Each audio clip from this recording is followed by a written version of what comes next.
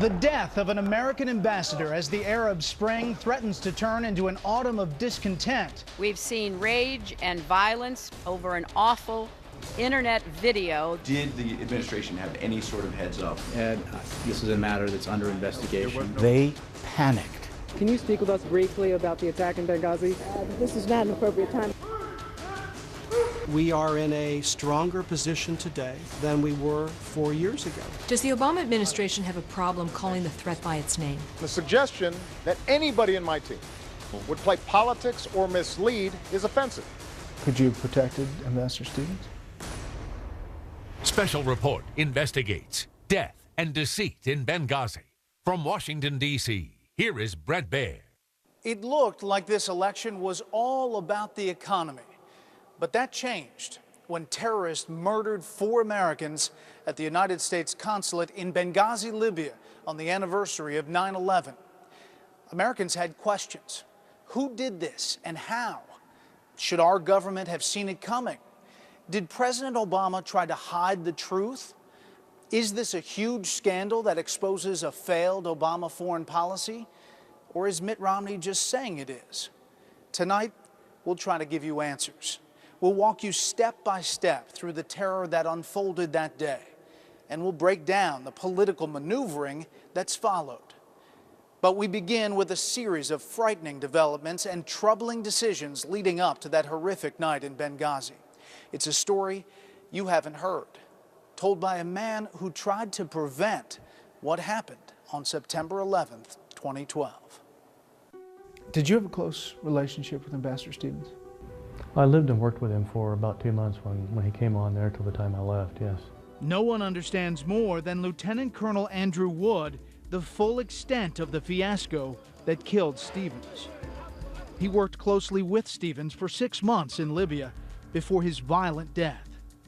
A 24-year U.S. Special Forces veteran, Wood's job was to try to prevent such an attack from occurring. Is there a side of this that makes you mad? That was my first reaction when I heard that Ambassador Stevens had been killed. I was angry. Why have you come forward? I was at the hub of everything that was going on there. Some of that information needs to come forward. We begin our story, however, in the winter of 2011, a year before Wood arrives in Libya. Colonel Muammar Gaddafi is still in power in Tripoli, but rebels, protected by U.S. air power, are gaining control over much of Libya. February 25th, the U.S. State Department withdraws all its personnel from the capital. But 6 weeks later, April 5th, 2011, it sends Stevens with a 12-man team by chartered boat to Benghazi, now under rebel control. As special representative to the rebels, Stevens set up shop in the Tibesti Hotel. June 1st, 2011, a car bomb explodes in the parking lot in front of that hotel. Stevens and his team decide it's too dangerous to stay there. In August, Stevens and his team settle on a compound on the west side of the city. It was rented from an owner who had a nice villa there and several other outbuildings as well. But not a lot of security. Like in any residence, they're not a fortress. Inside the walls are 4 buildings. One is essentially a large residence with a number of bedrooms in it. Another residence has a cantina where the staff eats. Just across the way is what they call their Tactical Operations Center, filled with offices for security staff, phones, and security monitors. Finally, the barracks, a small house by the main gate of the compound. It will house a Libyan security force. Sirte, Libya, October 20th, 2011. Colonel Gaddafi is captured and killed by rebels in his hometown. Revolutions and wars don't just end. The killing goes on. Old scores are being settled, so sometimes there was revenge killings, things going back and forth. So there was still fighting going on. With Gaddafi gone, Ambassador Stevens will spend much of his time at the main U.S. Embassy building in Tripoli. But he'll come to Benghazi often. The State Department upgrades the physical security at that property. We extended the height of the outer wall. Charlene Lamb of the State Department. Masonry concrete, barbed wire, and concertina razor wire. Finally, inside the large residence, a fortified safe haven is built. You enter through a heavy metal grill with several locks on it. Tell me about this safe haven. Simply bars on windows, bars in the war. You're building a jail cell basically. You're going to get inside, and it's a delay until you can get some relief to get out of there. Security on the compound consists of 5 diplomatic security special agents and 4 members of the Libyan government security force called the 17th February Brigade. Former UN Ambassador John Bolton. Well, it is the responsibility of host governments to provide for security for all diplomatic establishments within their territory. But from the U.S. point of view, we have to recognize that some countries are better able to do that than others. And when you're in a high-threat environment, we have to do what's necessary to protect our personnel on the ground. There is more security at what's called the Annex, a mile away. Based in Tripoli, but moving around the country, is a Department of Defense site security team. February 12, 2012, Lieutenant Colonel Wood, who joined the Utah National Guard after his 2+ decades in U.S. Special Forces, arrives in Libya as the new commander of the SST. It had 16 members? Yes. What exactly did they all do? The site security team was special operations soldiers that had extra skills and capabilities they could bring to the embassy. Could a team that small really make a difference? The caliber of individuals on that team were the best in the United States inventory. Yeah, they can make a difference in any firefight. The problem, however, is that SST is slated to end its tour in Libya by summer's end, and the security situation is taking an ominous turn. Spring of 2012, there was an uptick in terror attacks in Libya. Is that right? That's true. I think the nature of things started to change. When I first got on the ground, it was a lot of lawlessness going back and forth. As things progressed, the commotion settled down a little bit, but the targeted attacks seemed to pick up, and they seemed to be targeting more toward Westerners. April 6, 2012, a bomb is tossed over the wall of the Benghazi compound. June 6, 2012, an IED is placed on the compound's north gate. No one is injured in either incident. That's not the case 5 days later. June 11th, 2012. A convoy transporting Great Britain's ambassador, Sir Dominic Asquith, is ambushed in Benghazi. He isn't hurt, but 2 of his security aides are. Clear that was a terrorist attack. I actually conducted an investigation a couple of days afterwards, walked the ground, took photographs, examined the vehicle. So they knew what they were doing, and it was definitely an assassination attempt by skilled operators. But as I could see it, I could see the adversary growing stronger, and we were the last thing on our target list. In the past year, there have been more than 230 security incidents in Libya. And what's apparent to Wood is that terrorists are working on increasingly bigger plots. I had seen instances occur prior to that. For example, with the other bombings, you know, I saw a series of things going on that it appeared to me that they were building toward, you know, additional attacks. That's why Wood and Eric Nordstrom, the regional security officer, implored the State Department to keep Wood's SST force in Libya beyond its scheduled August departure. We weren't requesting additional security. We were requesting to keep the security that we had, and that was being taken away. So you want to keep your team on the ground, the team that was in place already? Yeah, and my team was only a small part. There was MSD, State Department MSD. That stands for Mobile Security Detachment Team. A lot of those are ex-Green Berets, ex-Navy SEALs, excellently trained folks. There were 3 MSD teams when I got on the ground there. August 5th, 2012. The State Department decides not to keep the SST in Libya, and the MSD team is being reduced as well. So who opposed the request? Charlene Lamb.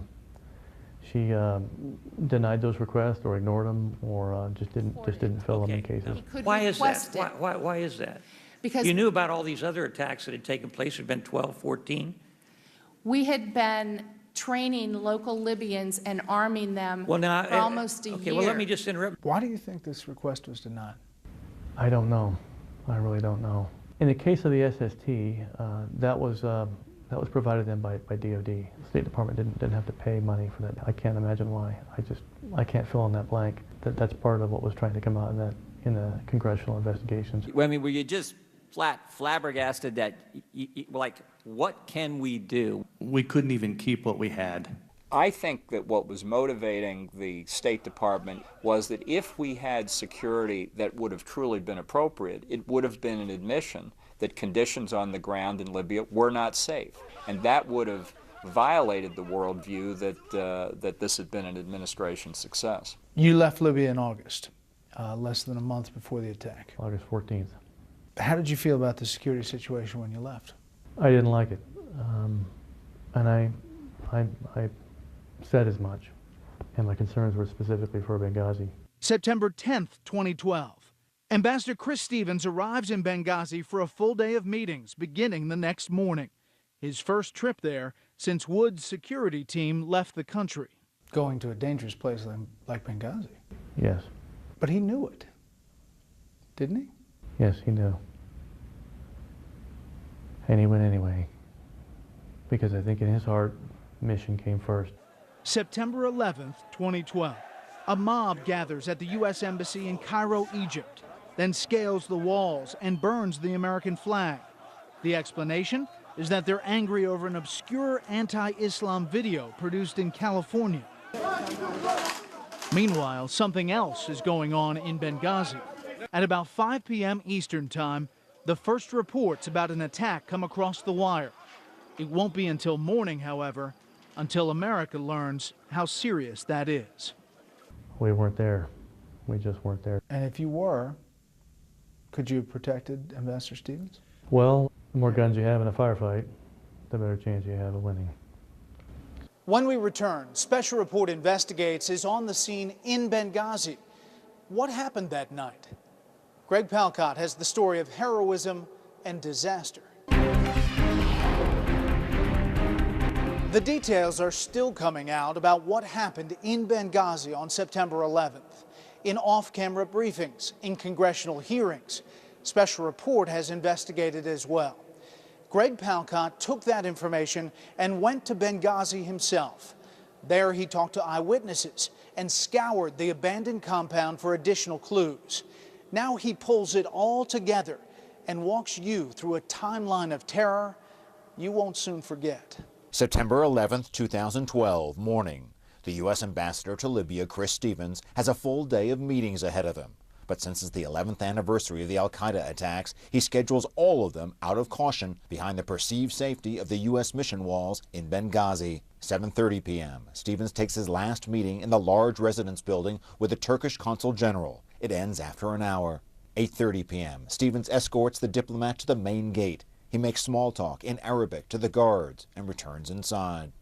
At this point, outside the main gate of the compound, on the other side of the U.S. mission walls in this Benghazi neighborhood, all is quiet. No stirrings of any protest, no sign of the real hell about to unfold. In fact, the ambassador decides to turn in for the night.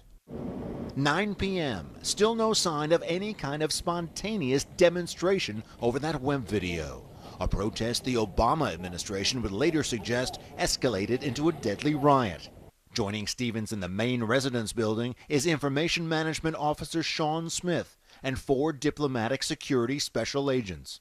Another agent is at the nearby Tactical Operations Center. All these agents are armed with pistols. 9:40 p.m. This amateur video apparently captures the first movement outside the compound. The mad mob of attackers break through here, the main gate, a weak point in the defense of the mission. And then they move on here to the understaffed Libya militia barracks. They storm the place. They torch it. They light up embassy cars around it, and then they move on. According to eyewitnesses, the fighters are well armed and organized, flying the radical Islamist flag, some with foreign accents. The agent in the operations center sees in monitors scores of men pouring into the compound. A diplomatic security agent working in the Tactical Operations Center immediately activated the imminent danger notification system. State Department official Charlene Lamb was working that night in Washington, and so she could follow the events in real time. He also alerted the quick reaction security team stationed nearby, the Libyan 17th February Brigade, the embassy in Tripoli, and the Diplomatic Security Command Center in Washington. Back here in the main residence, the special agent, reportedly David Ubben, comes here and gets Ambassador Stevens from his bedroom and brings him, along with Sean Smith, to this room in the safe haven. Really, aside from some medicine and other supplies, a big, dark, windowless closet. And then, outside, a locked gate. Hope for security. Ubben radios the others in the compound to say they are fine. The other security agents are scrambling amidst the gunfire and explosions, gathering up their machine guns, body armor, and ammunition from the other buildings. As two of them head back to the main residence, they're cut off by a large group of armed men. They decide to go back and barricade themselves in. At this point, there are 7 Americans at 3 different locations. Ambassador Stevens and 2 others in the main residence, 2 special agents at the second residence and cafeteria, and then here in the Tactical Operations Center, 2 more agents. Attackers all around. One group penetrates the small residence. The attackers, however, don't get to the agents, and they eventually leave. Inside the main residence, it is a different story. Attackers come in here and they ransack the place, and then they go for the locked gate. They look inside. It's dark. They can't see anything. And then they try the lock. They can't open it up. Inside, Agent Ubben has got a gun trained on them, ready to shoot if need be. But, as Lieutenant Colonel Andrew Wood says, the safe haven is only safe for a short time. It's a delay for an aggressor, but it has to rely on somebody to come in to rescue him as well. That someone, Wood says, might have been his elite site security team, but they've been pulled out of the country. Either way, Stevens, Smith, and Ubben were trapped by diabolical killers who pour diesel fuel around the house, light it, and leave. When we come back, the trapped Americans tried desperately to escape. Before the break, Greg Palcott told you how terrorists overran the U.S. consulate compound in Benghazi, Libya. A handful of Americans caught by surprise, pinned down in 3 different locations. 3 of those people, including Ambassador Chris Stevens, have locked themselves in a so-called safe haven constructed in one of those buildings. The attackers can't break in, so they've set the place ablaze. Once again, from Benghazi, here's Greg Palcott. September 11th, around 10 p.m. The entire safe haven, which takes up part of the first floor of the main residence, is black with thick smoke and fumes. Ambassador Stevens, Sean Smith, and David Ubben move to a bathroom within the safe area, which has a window. They try to open it, but it doesn't help. There's just too much smoke. They drop to the floor, trying to get air, but even down there, they can't breathe. So they decide to leave the safe haven and take their chances with the armed attackers who have taken over the U.S. compound. Fighting the heat and smoke, they find another window grill they can open. This is the window that Special Agent Ubben jimmies open and crawls out of, but Stevens and Smith do not crawl out after him. And so, even though he can barely see, barely breathe, he goes back in. In fact, he goes back in and out several times. He can't find them, and he is overcome with smoke. Ubben struggles up a small ladder to the roof of the building and collapses. He radios the other agents. Another U.S. agent in full combat gear emerges from the Tactical Operations Center. Throwing a smoke grenade to hide his movements, he moves to the small residence and gets the 2 agents holed up there out. The 3 then get into an armored vehicle parked nearby and drive the short distance to the large residence. Taking turns, they crawl into the residence on their hands and knees, feeling their way through the building to try to find their 2 colleagues. They find Smith. They pull him out of the building. He's dead. Now remember, the crack site security team is gone, but there's a small unit of security at the annex a mile away. 6 Americans and 16 from the Libyan militia arrive. Some surround the compound. The others go in. They're unable to find Stevens. By 11, the Libyan forces say they can no longer hold the perimeter. The American agents carrying Smith's body pile into an armored vehicle and exit the main gate. They head for the annex about a mile away. The crowd fires upon them and throws 2 grenades under their vehicle. They take direct fire from AK-47s from about 2 feet away. Despite 2 flat tires and heavy damage to their vehicle, they keep rolling. Several blocks away, they hit more traffic in a busy Benghazi neighborhood. The car careens over the middle divider, pushes forward against opposing traffic, and finally makes it to the annex and again hoped for safety. Sometime after midnight, back at the mission, looters enter the building and find the body of Stevens slumped on the floor. Although they don't know who he is, they drag him out through a window. His eyes are dazed, his face smoke-stained, seemingly lifeless. When someone says he's breathing, the crowd is relieved and cheer. Allah Akbar, God is great. Around 1 a.m., Ambassador Stevens is brought by car here to the Benghazi Medical Center, where doctors try desperately to resuscitate him for some 45 minutes. They fail. He dies of severe asphyxiation. Back at the annex, the battle is on again. Fighters hitting the place with AK-47 fire and rocket-propelled grenades, forcing those inside to retreat to a building further back in the annex compound. Sometime after 1:30 at the Benghazi airport, a team of reinforcements arrives from the U.S. Embassy in Tripoli. They make their way to the annex. According to reports, they were going into an ambush. Around 4 a.m., this annex compound is hit by another wave of attacks. It is described as planned and precise. A round of mortar fire targeting the roof of a building set well behind this gate. That turns out to be dangerous and deadly. Killed in that attack, 2 security personnel, Glenn Doherty, 42, and Tyrone Woods, 41, both former Navy SEALs. Badly injured, Special Agent David Ubben, the same man who struggled valiantly to save the lives of Ambassador Stevens and Information Manager Smith. The fighters are repelled. The annex, reportedly a base of operations for sensitive intelligence work tracking militants in eastern Libya, is secured, and a decision is made to evacuate the whole enterprise. 8:30 a.m. September 12th. The second plane leaves with the remaining Americans on board and the bodies of Ambassador Stevens, Smith, and Agents Doherty and Woods. It's less than a month since the military site security team left the country, to the regret of its commander, Lieutenant Colonel Andrew Wood, who says they would have made a difference. It was the job of the SST to protect the ambassador should something like that happen. It was our job to defend the compound and engage those targets until he could be extracted. Chris Stevens was the first U.S. ambassador killed on duty in more than 3 decades. September 11th, 2012 was a tragedy that will long be remembered. Then the story moved back to Washington. Was what followed the fog of war, an attempted cover-up, or something else? Special Report investigates after the break. The carnage in Benghazi is over. The story shifts to Washington. Here's Chief White House correspondent Ed Henry. Since our founding, the United States has been a nation that respects all faiths. We reject all efforts to denigrate the religious beliefs of others. September 12th, in the Rose Garden, President Obama seems to embrace an idea he and his top aides will advance more explicitly over the next 2 weeks, that Ambassador Chris Stevens and 3 other Americans were killed in a spontaneous riot over an anti-Mohammed internet video and not a planned attack. He does use the term terror, but only in a general sense, in the context of the September 11, 2001 al-Qaeda attacks. No acts of terror will ever shake the resolve of this great nation, alter that character, or eclipse the light of the values that we stand for.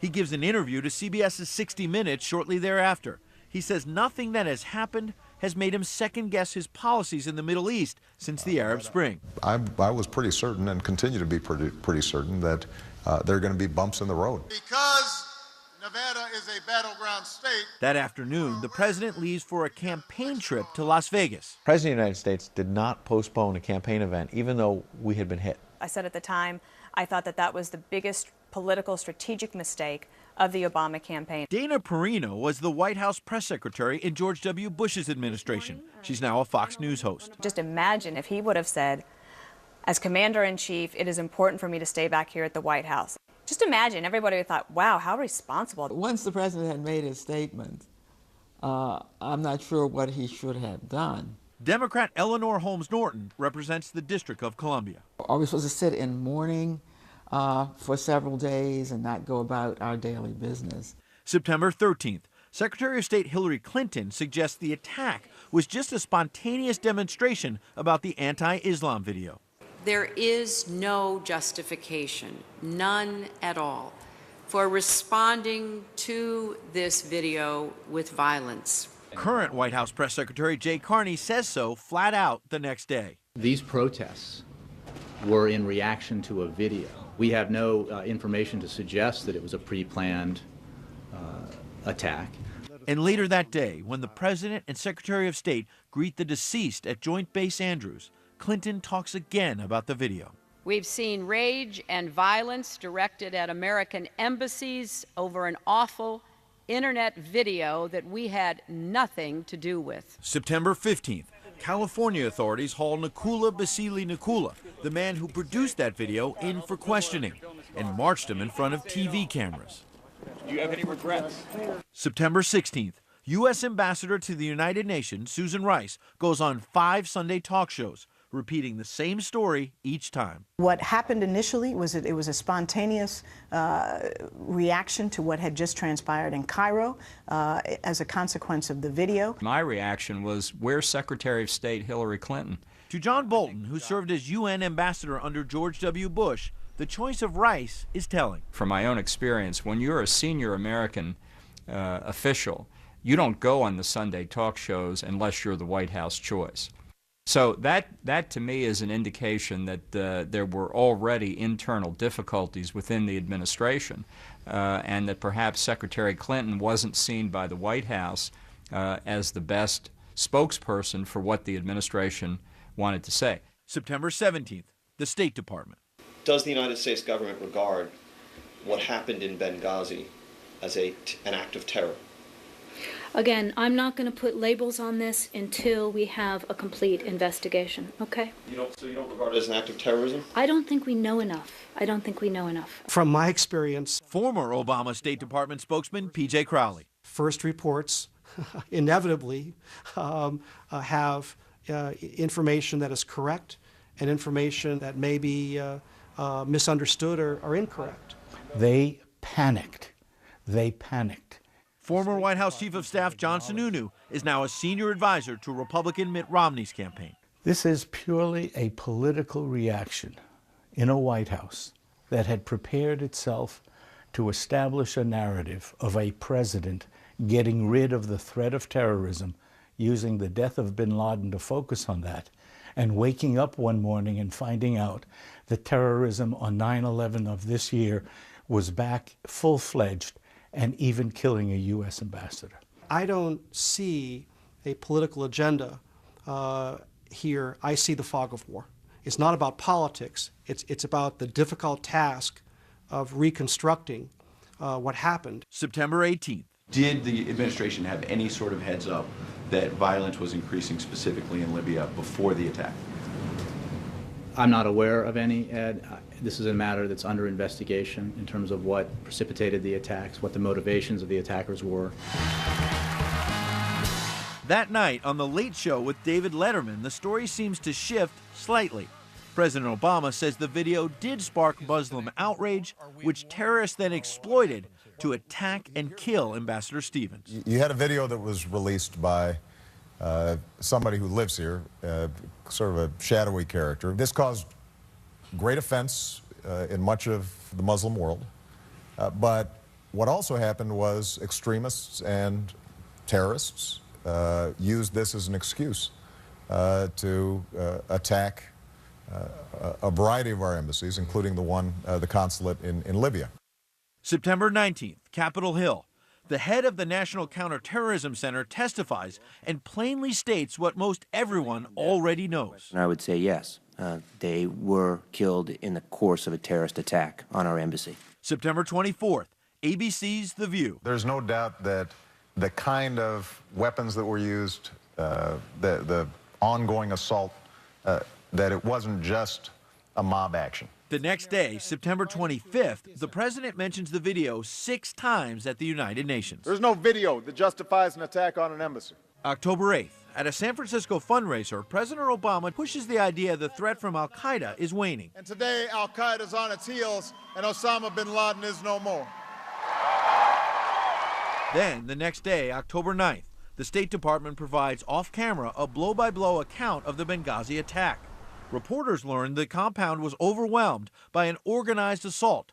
fighters armed with machine guns, mortars, and possibly rocket-propelled grenades. October 10th, Congress holds a contentious hearing on the attack in Libya, and Americans learn that State Department officials, despite being warned of escalating attacks, refused to beef up security in Libya.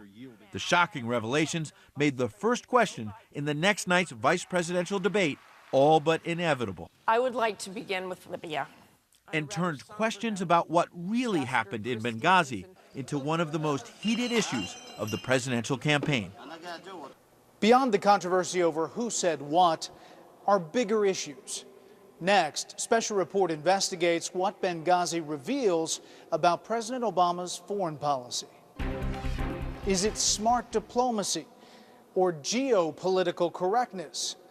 Fox's chief intelligence correspondent Catherine Herridge asks, if you're reluctant to call terrorism by its name, can you ever defeat the terrorists? We have no information to suggest that it was a pre-planned attack. We've seen rage and violence directed at American embassies over an awful internet video. It was a spontaneous reaction to what had just transpired in Cairo. Does the Obama administration have a problem calling the threat by its name? There's no question that they have avoided the use of the word terror. Former Congressman Porter Goss was head of the CIA under President George W. Bush. We can't ignore criminal acts. We can't ignore terrorist acts. Goss says the risk of ignoring terrorism is especially high in a part of the world awash in lethal weapons, and Libya was just such a part of that world. Case in point, a mysterious Libyan ship picked up in Turkey on September 6th, just 5 days before Ambassador Chris Stevens, Information Management Officer Sean Smith, and former Navy SEALs Tyrone Woods and Glenn Doherty were killed during the extended terrorist assault in Benghazi. According to an initial September 14th report by the Times of London, 400 tons of cargo was on board, some of it humanitarian, and it was reportedly also holding a large consignment of weapons headed for Syria's rebels. The ship and its cargo are a huge warning sign that the situation on the ground in Libya is vastly more dangerous than even the State Department may have realized. Even before the well-organized massive attack in Benghazi that killed an ambassador who knew well the threat from al-Qaeda in the region was large and growing. What do you think al-Qaeda looks like today, especially in North Africa? It's much stronger. It's spreading out. So there's no question in your mind that al-Qaeda is stronger in North Africa today than it was 4 years ago? Oh, absolutely. We've got all kinds of new franchise operations. The Benghazi attack and the administration's reaction to it suggests to Goss that this White House doesn't get it. The problem is they're avoiding reality, and bad things happen when you avoid reality, and unfortunately we've just seen that. We are in a stronger position today than we were 4 years ago. P.J. Crowley, former United States Assistant Secretary of State for Public Affairs under President Obama, believes the president's anti-terror policies are paying off, particularly in places like Libya. We've gone through a dramatic transition, called the Arab Spring. These transitions to democracy are a repudiation of everything that bin Laden stood for and tried to achieve, through violent means. Crowley says you don't make Americans safer with words that inflame. You do it by winning over those we can work with. We're at the stage where we need partnerships to solve any meaningful crisis around the world. The United States can never do that alone. Do you believe that there are a lot of dead Americans as a result of this administration's refusal to call the threat what it is? I do. Show signs of weakness. They take that as an opportunity and they will attack. What did the president say, and when did he say it? That question is one of the most explosive in the presidential campaign. Could the election turn on the answer? After the break. The Benghazi terror attack, the White House response, the November election. Democrats accuse Republicans of gotcha politics. Republicans say this is an issue that cuts to the heart of the election. This much is certainly true. It's an issue that is not going away soon. By October, the Republican presidential nominee Mitt Romney is regularly hitting President Obama hard on Libya. The attack on our consulate can't be blamed on a reprehensible video insulting Islam, despite the administration's attempts to convince us of that for so long. But Obama Deputy Campaign Manager Stephanie Cutter insists The only reason it's a political issue at all is because Romney and Ryan are making it one. October 11th, right before the vice presidential debate, I asked her if she really meant that. What are you suggesting here? Are you suggesting that we're playing politics with this? I'm not suggesting anything. You said that you have to the concede. entire reason this has become the political topic. Right. 4 people are dead. Absolutely. And this administration, let me just get my sentence out. This administration has treated this entire tragedy with the utmost seriousness. Now, at the same time that we're doing that, we have 2 people campaigning around the country accusing us of covering something up. But in the vice presidential debate itself, moderator Martha Raddatz makes Libya her first question. Wasn't this a massive intelligence failure, Vice President Biden? What it was a tragedy, Martha. We will get to the bottom of it because whatever mistakes are made will not be made again. Congressman Ryan. What we are watching on our TV screens is the unraveling of the Obama foreign policy. And they wanted more security there. Well, we weren't told they wanted more security again. We did not know they wanted more security again. Biden not only places the blame squarely on the State Department and the intelligence community, he also seems to flatly contradict what State Department officials have said under oath. That sends the administration backpedaling the next day, October 12th. What the vice president said was that we weren't told they wanted more security there, is what he said. That's a quote. Correct. And he is talking about... He was never briefed. That's clear. He was never briefed that more security was needed. There was... Clearly, the White House is going to need a bus with, you know, huge Truckosaurus-sized wheels for every element of the government that they're throwing under there. Conservative author and commentator Mark Steyn has written about Islamic terrorism for years. They got the intelligence community under there. I mean, they've got the State Department under there. Hi, Ambassador. Can you speak with us briefly about the attack in Benghazi? This is not an appropriate time, but thanks for your interest. But Rice's boss will crawl under that bus herself. On October 15th, Monday, Secretary of State Hillary Clinton says she takes responsibility for what happened in Benghazi. I want to do everything I can to protect our people, and I also want to make sure that we track down whoever did this and bring them to justice. Clinton's mea culpa comes a day before the second presidential debate, where the president, for the first time, takes responsibility too, then goes after Romney. The day after the attack, Governor, I stood in the Rose Garden and I told the American people that this was an act of terror, and the suggestion that anybody in my team would play politics or mislead when we've lost 4 of our own, Governor, is offensive. That set off an exchange that may go down as one of the most remarkable in the history of televised presidential debates. You said in the Rose Garden, the day after the attack, it was an act of terror. It was not a spontaneous demonstration. Is that what you're saying? Please proceed, Governor. I want to make sure we get that for the record, because it took the president 14 days before he called the attack in Benghazi an act of terror. Get the transcript. He did, in fact, sir. So let me call it an act of terror. Can you say that a little louder, Candy? He did call it an act of terror. Only after the debate does Crowley admit that maybe she was the one with her facts wrong. Syndicated columnist Charles Krauthammer was part of Fox's debate coverage that night. The next day she walked away from it, whereas her intervention on behalf of Obama was in front of 60, 70 million people who will remember that and not know anything about her walking away. Then Thursday, October 18th, a report claims Secretary of State Clinton ordered security in Libya beefed up, a request that was never carried out.